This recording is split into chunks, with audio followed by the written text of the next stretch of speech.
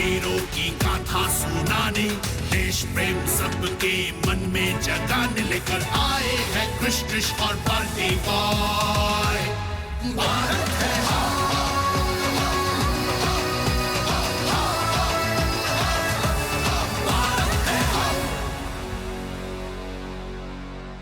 जल्दी खाओ ट्रिश।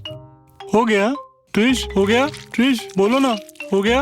और कितना खाओगी ट्रिश? अरे खाने का बोल क्यों छीन लिया क्रिश? ऐसी भी क्या बेसब्री है, सुना दूंगी कहानी, पहले मुझे चैन से खाना तो खा लेने दो।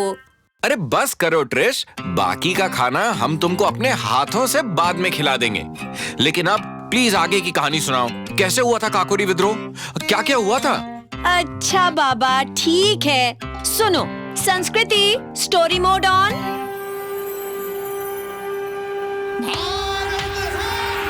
नॉन कोऑपरेशन मूवमेंट वापस लेने के बाद युवा क्रांतिकारी रामप्रसाद बिस्मिल और सचेंद्र नाथ सान्याल के नेतृत्व में बना HRA। HRA मतलब हिंदुस्तान रिपब्लिकन एसोसिएशन। असहयोग आंदोलन वापस खींचने के बाद आजादी के मतवालों ने बंदूकें उठा ली। उनका मानना था कि आजादी मांगने से नहीं, लड़ने से मिलेगी। फिर क्या हुआ? HRA की मीटिंग, जिसमें मौजूद थे रामप्रसाद बिस्मिल, अशफाकुल्ला खान, चंद्रशेखर आजाद, राजेंद्र लहरी, सचिंद्र बख्शी, केशव चक्रवर्ती, मनमथ नाथ गुप्ता, मुरारी लाल गुप्ता, मुकुंदी लाल और बनवारी लाल। HRA की सोच ये है कि कोई भी लड़ाई सिर्फ और सिर्फ लड़कर ही जीती जा सकती है, अत्याचार सहकर नहीं। सही कहा बिस्मिल, और अंग्रेजों से लड़ना है तो हमको हथियार चाहिए, और हथियार के लिए पैसा।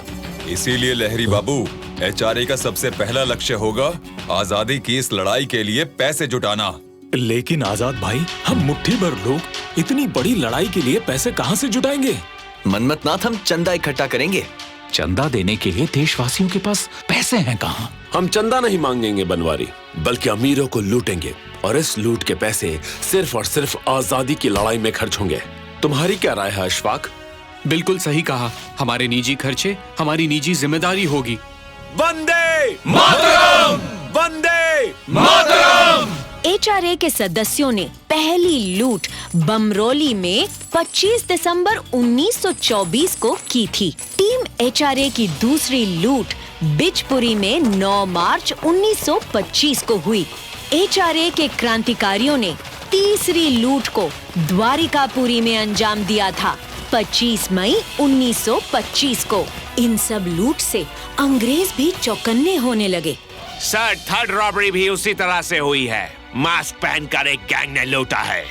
कौन हो सकते हैं ये लोग? ये क्रांतिकारियों की गैंग है सर, क्योंकि रॉबरी के बाद ये लोग वंदे मातरम बोलते हैं। ये बात मेरे सामने तो बोल दिया, किसी और के सामने मत बोलना।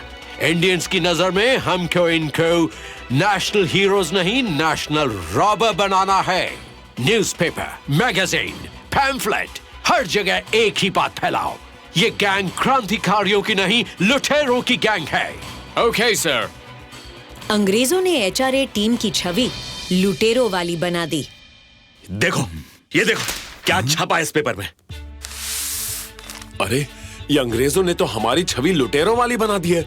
लहरी बाबू, जिस देश की आजादी के लिए हम अपनी जान दांव पर लगा रहे हैं, उसी देश के लोग हमें लुटेरे समझ रहे हैं। आजाद भाई, इससे तो अच्छा है खुलकर लड़ते हैं। लेकिन अशफाक, खुलकर लड़ने के लिए ही तो हमको पैसे चाहिए। बात तो सही है बनवारी लाल, लेकिन पैसे जुटाने की कोशिश में छवि खराब हो रही है, उसका क्या? छवि सुधारने के लिए सिर्फ एक ही तरीका है, अब से हम सिर्फ अंग्रेजी खजाना लूटेंगे। HRA की छवि को कैसे सुधारा जाए, कौन से सरकारी खजाने को लूटा जाए, इन सवालों से परेशान बिस्मिल एक दिन सहारनपुर से लखनऊ जा रहे थे।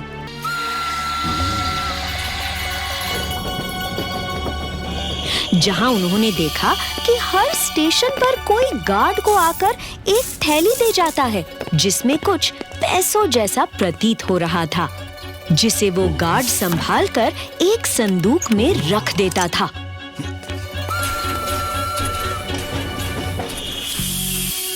लखनऊ पहुंचने पर वो संदूक गार्ड कड़ी निगरानी में स्टेशन मास्टर को सौंप देता था। बिस्मिल के दिमाग में उसी पल एक प्लान ने जन्म लिया। अंग्रेजों का खजाना चलती ट्रेन को रोक कर लूटना। वाह बिस्मिल भाई, बहुत सही योजना है। इससे हमारी छवि भी सुधरेगी। वो कैसे? वो ऐसे कि ट्रेन में आम जनता भी होगी, जो इस बात की गवाह बनेगी कि हमने किसी भारतीय को नहीं लूटा है, सिर्फ अंग्रेजों को लूटा है। मतलब हम लोग लुटेरे नहीं हैं, क्रांतिकारी हैं, जो अंग्रेजों के खिलाफ लड़ रहे हैं। बहुत अच्छी योजना है, इसे कल ही अंजाम देते हैं। मेरे हिसाब से ऐसी लूट अंग्रेजों को सीधी टक्कर होगी, जिसके लिए अभी हम तैयार नहीं हैं। अशफाक भाई, ताकत भीड़ से नहीं, देश प्रेम से मिलती है, और वो हम सब में कूट कूट कर भरा है। आजाद एकदम सही कह रहा है। लोहा गर्म है, मार दो थोड़ा। लेकिन अशफाक जो भी कहता है सोच समझ कर ही कहता है। इसलिए जो लोग अशफाक की बात से सहमत हैं, वो अपना हाथ ना उठाएं। बाकी जो लोग इस ट्रेन को लूटने के पक्ष में हैं, वो अपना हाथ उठाएं। अशफाक को आश्चर्य हुआ जब उनको छोड़कर सभी ने अपने हाथ उठाए। मुस्कुराकर आखिरकार उन्होंने भी अपना हाथ उठा लिया। इस तरह बिस्मिल के प्लान पर सभी ने मोहर लगा दी। ठीक है, सबकी सहमति से हम 10 लोग कल रात सहारनपुर लखनऊ पैसेंजर ट्रेन में यात्री बनकर जाएंगे और खजाना लूटेंगे। लेकिन याद रहे, हमारी तरफ से किसी बेकसूर को कोई नुकसान नहीं पहुंचना चाहिए। लखनऊ से पहले काकोरी के पास ट्रेन को रोकेंगे, लहरी ट्रेन की चेन खींचेगा और हम खजाने वाली बोगी पर धावा बोल देंगे। प्लान के मुताबिक दूसरे दिन यानी 9 अगस्त 1925 के दिन सब सहारनपुर लखनऊ पैसेंजर ट्रेन में सवार हो गए। ट्रेन तेजी से चल रही थी। तभी काकोरी के पास चंद्रशेखर आजाद ने राजेंद्र लहरी को चेन खींचने का इशारा किया। लहरी ने चेन खींच दी और गाड़ी झटके से रुक गई। गाड़ी के रुकते ही सारे क्रांतिकारी खड़े हो गए और चंद्रशेखर आजाद ने दहाड़ लगाई।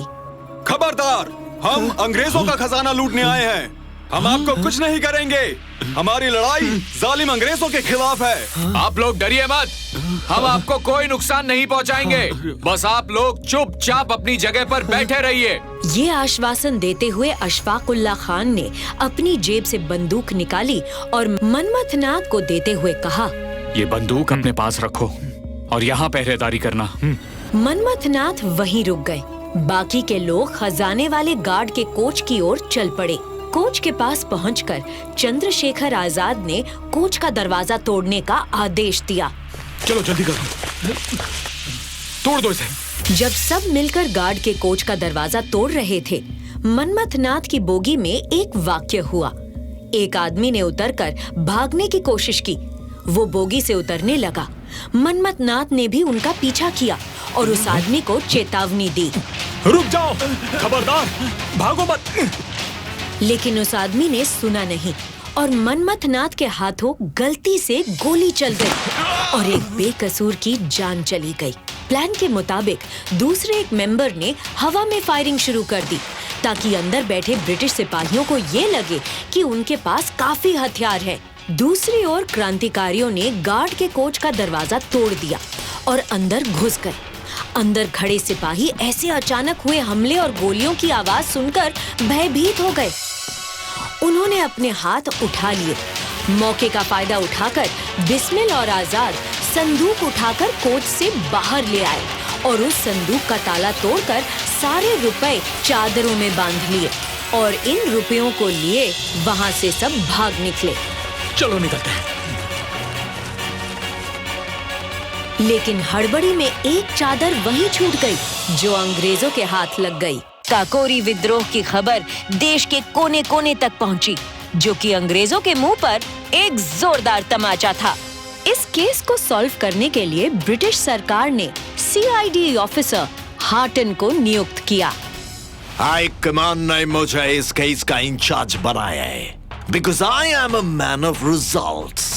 मुझे रिजल्ट्स चाहिए किसी भी कीमत पर।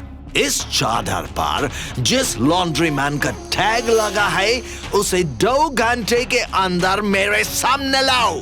CID ऑफिसर हार्टन का ऑर्डर मिलते ही ब्रिटिश सिपाही काम पे लग गए और 2 घंटे के अंदर उस कपड़े धोने वाले लॉन्ड्री मैन को हाजिर कर दिया। मुझे मत मारो सब। अब कुछ याद आया? किसकी है ये चादर?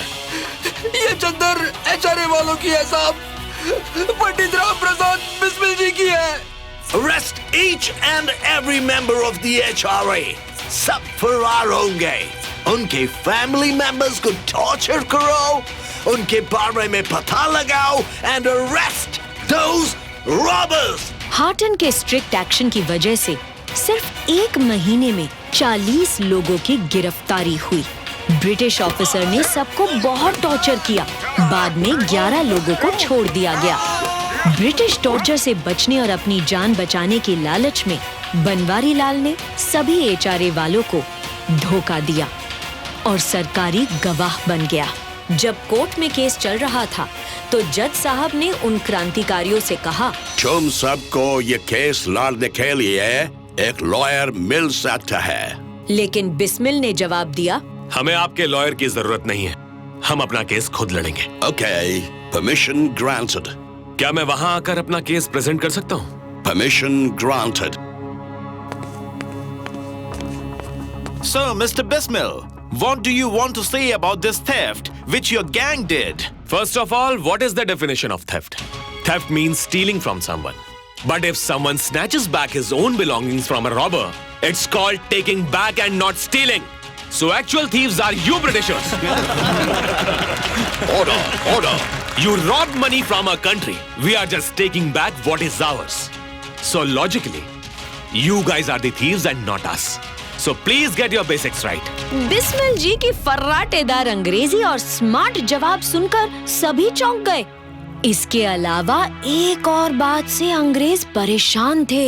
Your Honor, इस ट्रेन रॉबरी के बाकी सभी कल्प्रिट्स तो पकड़े गए, लेकिन चंद्रशेखर आजाद अभी भी फरार है। न जाने वो किस बिल में छुपकर बैठा है। वो आजाद है, नाम से भी और फितरत से भी। उसे पकड़ना तुम लोगों के बस की बात नहीं है।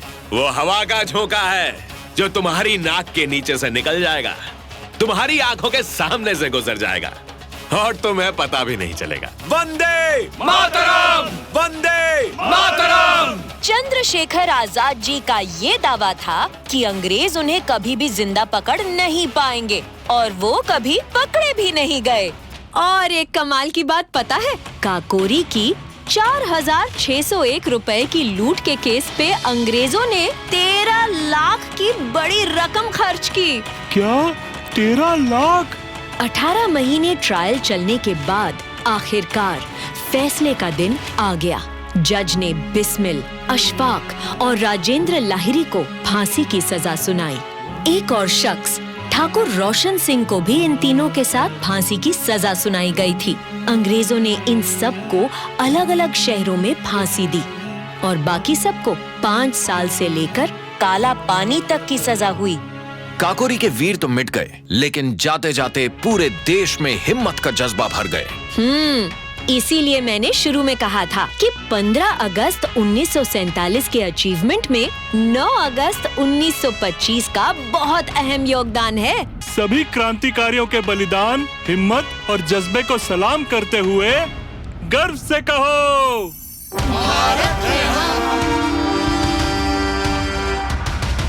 दोस्तों, अगर ये कहानी सुनने में आप लोगों को इतना मजा आया तो सोचिए देखने में कितना मजा आएगा।